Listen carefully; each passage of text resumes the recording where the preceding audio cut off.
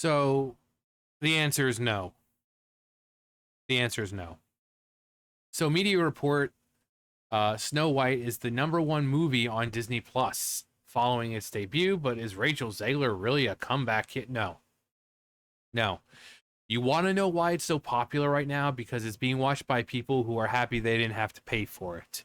So Disney Plus is a streaming service. You're not being charged for each individual movie. For people who already have Disney Plus, you're watching stuff for free, essentially for free. It's like with Netflix or Disney Plus. You're not paying a certain amount for individual movies. Now you have certain platforms where it's like, oh, if you want to, like, or like YouTube does it, where you have stuff you can watch for free, but then you have ones like, oh, buy it now. If you want to watch it, buy it. But Disney Plus, you have all these movies. They don't charge you to watch said movie or TV series or whatever. It's just already there. So that's one reason why it's probably popular right now. People are like, oh, well, I was going to go see it, but I didn't want to pay for it. Disney is rolling out the red carpet for Snow White, but it's not the kind you expect. With the live-action remake starring Rachel Zegler, weird, and Gal Gadot having arrived on Disney Plus on June 11th. It is currently June 14th. The studio was quick to highlight a not so surprising fact: the movie soared to the #1 spot on every major Disney Plus chart worldwide with days. There's an important caveat to make here, and we'll get to that in just a moment. But first, a quick word from our sponsor. Now, it should be clearly stated that Disney Plus has a top 10 list, but huh? Is it?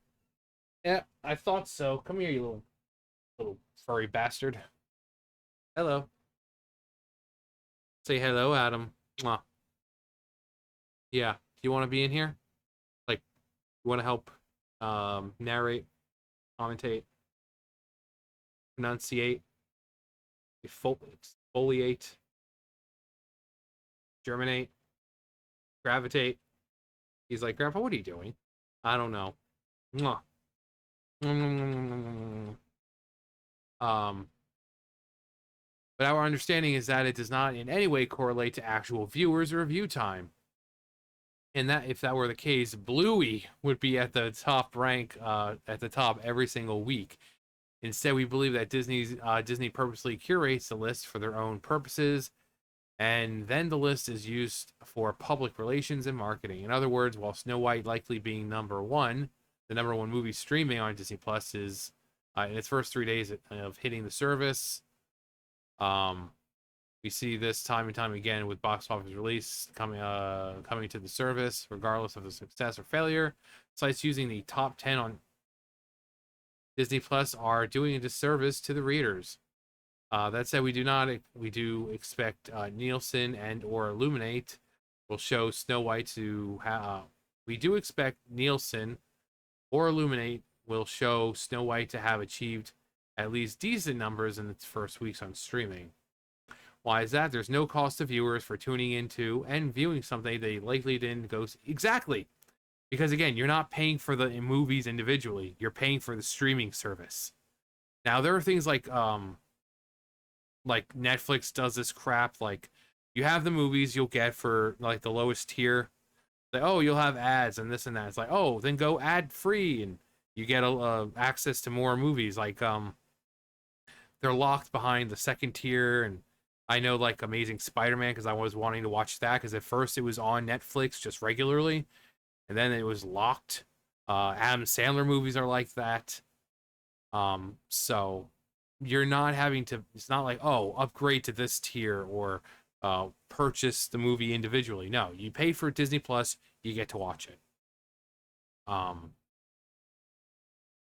So that's one reason why the views are soaring, because most people aren't having to pay for that movie individually. They're people who already have Disney Plus, and they're like, "Oh, hey, look, Snow White. Let's sit down and watch it." Does that feel good, Bubba? Look at him. What? Well, you're such a sweet boy. You're such a sweet boy.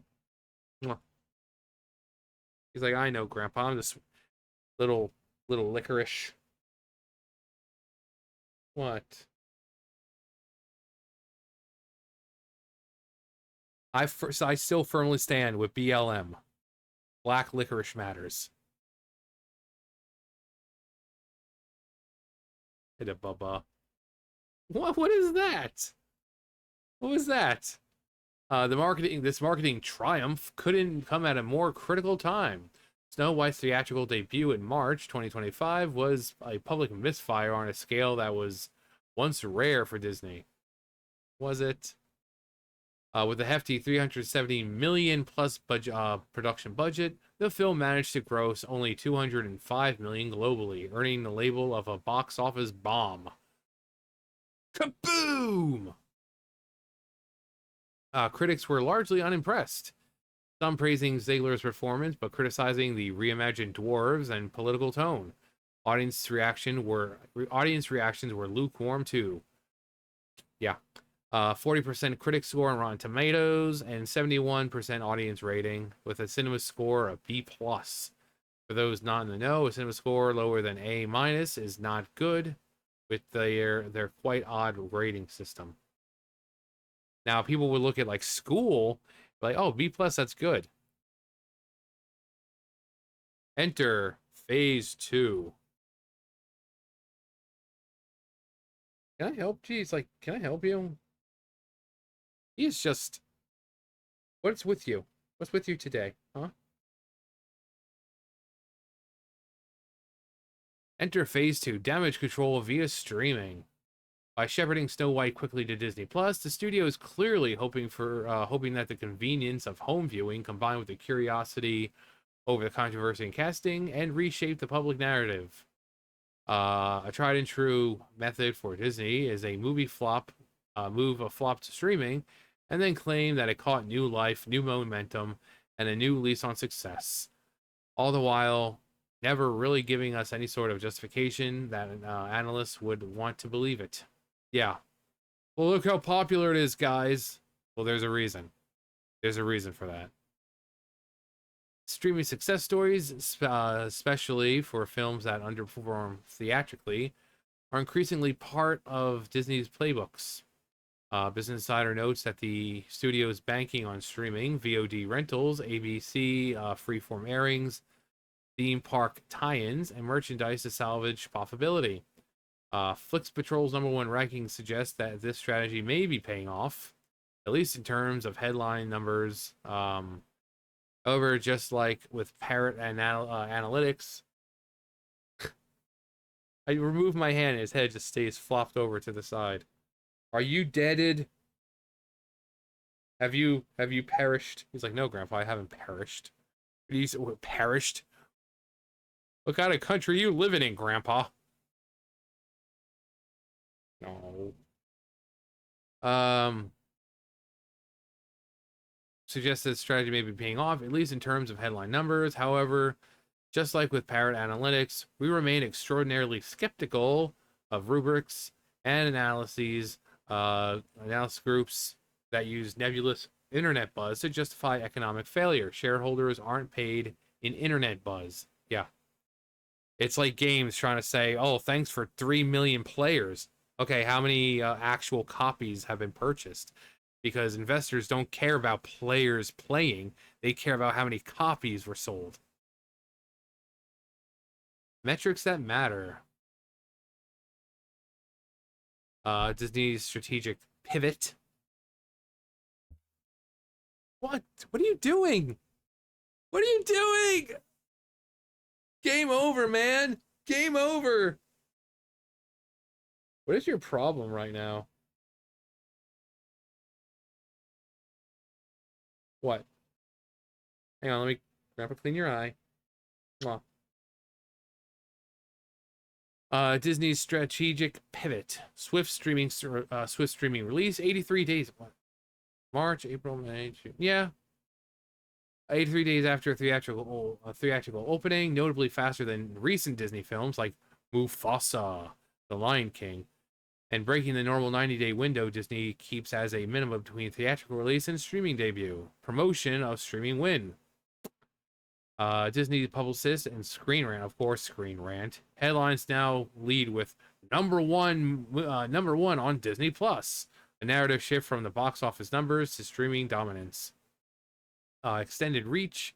Disney Plus's algorithm boost combined with pricey VOD and bundle subscriptions create multiple revenue streams to try to salvage as much of the film's potential as possible after hundreds of millions in box office losses.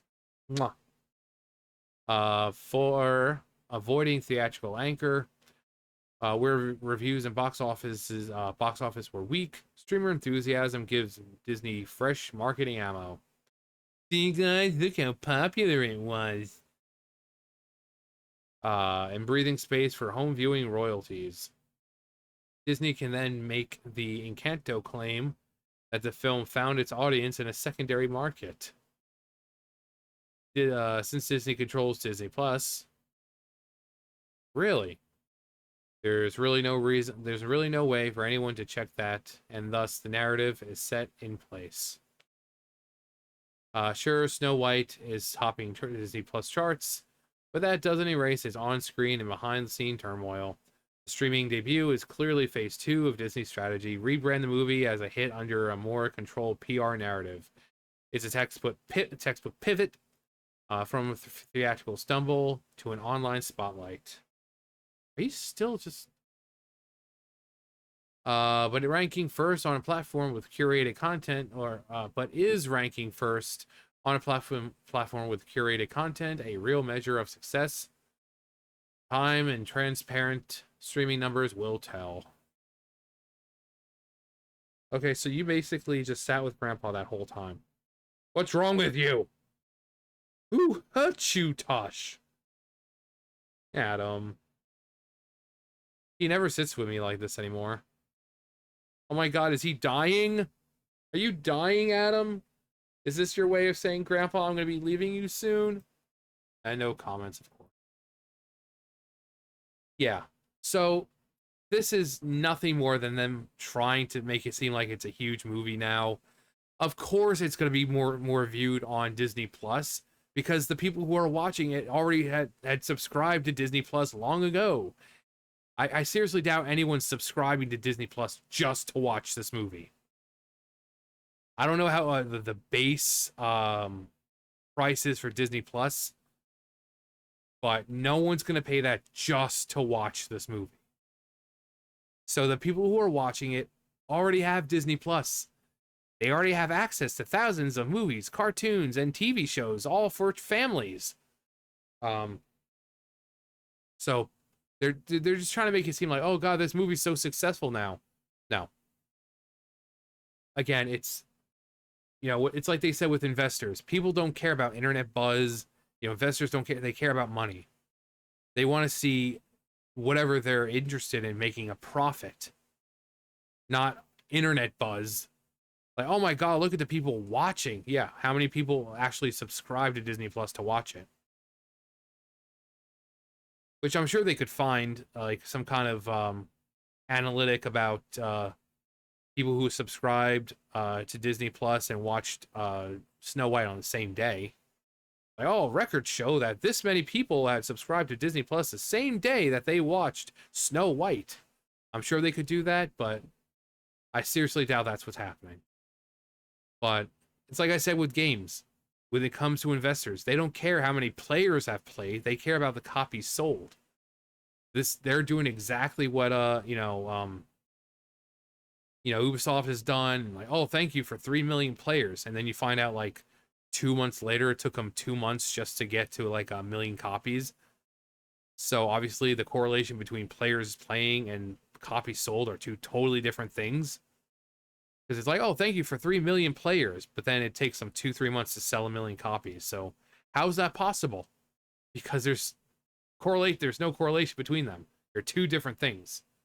It's the same thing with this. They see how badly it did in theaters, and now they're going to try to equate this as success. No, people didn't want to pay for it.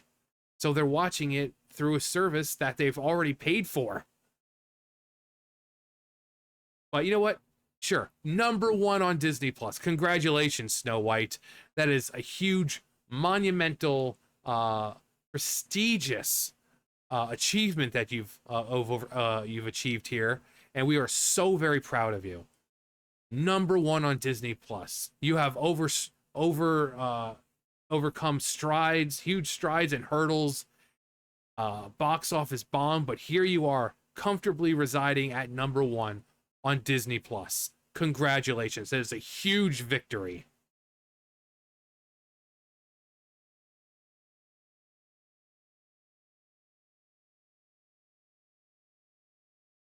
There you go. Because everyone's going to make it seem like it's this huge success. There you go. Roll out the award shows.